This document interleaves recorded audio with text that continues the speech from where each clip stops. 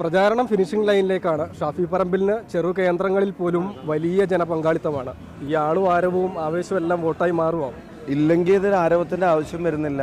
കലാപരിപാടികളില്ല, ഡാൻസും പാട്ടൊന്നും ഇവിടെ ഇല്ല.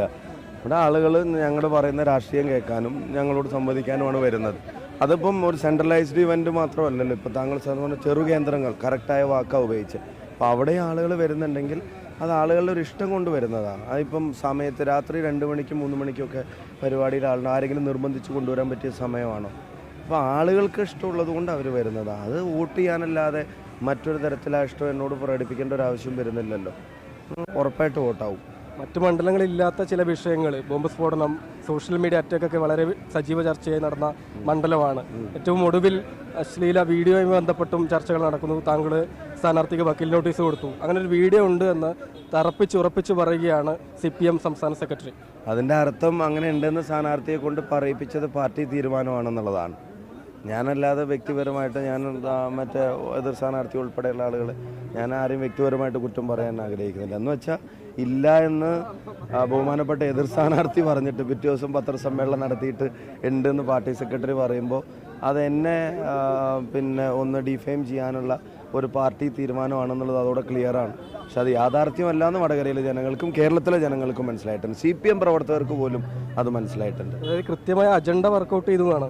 സംശയമൊന്നുമില്ല. അതങ്ങനെ വളരെ ഇന്നസെൻ്റായിട്ട് പറഞ്ഞ കാര്യമൊന്നുമല്ല. അത് തെരഞ്ഞെടുപ്പിലാക്കി അവസാന ഘട്ടത്തിലേക്ക് ഇൻഡിവിജ്വലി ഒന്ന് ഡിഫെയിം ചെയ്യാം എന്നുള്ള ഒരർത്ഥത്തിൽ തന്നെ പറഞ്ഞാണെന്ന് ഇപ്പോൾ ലാസ്റ്റ് പാർട്ടി സെക്രട്ടറിയുടെ പ്രതികരണം കൂടെ വരുമ്പോൾ അത് കൃത്യമായിട്ട് മനസ്സിലാവുന്നുണ്ട്.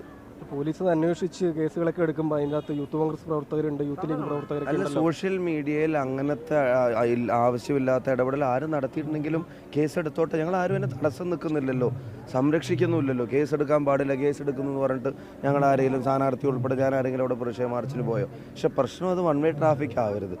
അപ്പുറത്ത് 10 എടുക്കുമ്പോൾ ഇവിടെ ഒരെണ്ണം പിന്നെ അവരുടെ ആൾക്കെതിരെടുത്തിട്ടുള്ള ബാലൻസിങ് അല്ല. ചെയ്തവർക്ക് എല്ലാവർക്കും എതിരെടുത്തോട്ടെ. KK രമൻ്റെ വീഡിയോ ഇപ്പോൾ ലേറ്റസ്റ്റ് എഡിറ്റ് ചെയ്തു. ആരാന്ന് ഇതുവരെ പറയുന്നുണ്ടോ? കേസെടുക്കുന്നുണ്ടോ? രമ്യ ഹരിദാസിൻ്റെ കാര്യത്തിൽ ഇവിടെ പ്രധാനപ്പെട്ട നേതാക്കന്മാരുടെ മക്കളൊക്കെ സോഷ്യൽ മീഡിയ നടത്തിയ പ്രസ്താവന എന്താ?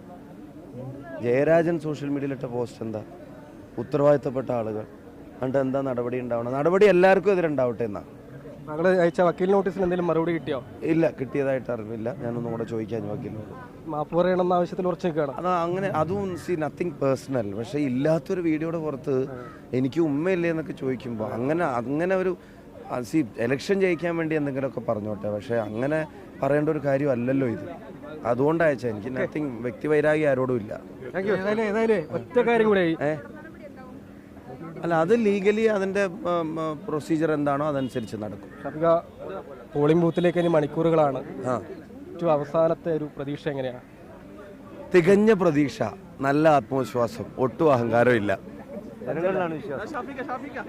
വലിയ ആത്മവിശ്വാസത്തിൽ തന്നെ ഷാഫി പറമ്പിലിന്റെ പ്രചാരണം അവസാന മണിക്കൂറിൽ മുന്നോട്ട് പോയിക്കൊണ്ടിരിക്കുകയാണ്. ഓരോ സ്ഥലങ്ങളിലും വലിയ ജനപങ്കാളിത്തം തന്നെ അദ്ദേഹത്തെ സ്വീകരിക്കാനായി എത്തിക്കൊണ്ടിരിക്കുന്നു. അപ്പം ഈ സോഷ്യൽ മീഡിയ അറ്റാക്ക് സംബന്ധിച്ച് LDF സ്ഥാനാർത്ഥിക്ക് ഇതിനകം തന്നെ വക്കീൽ നോട്ടീസ് നൽകിയിട്ടുണ്ട്.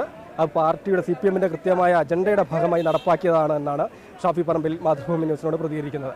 അരുൺ കിഷോറിനൊപ്പം രാഹുൽ KV, മാതൃഭൂമി ന്യൂസ്, കോഴിക്കോട്.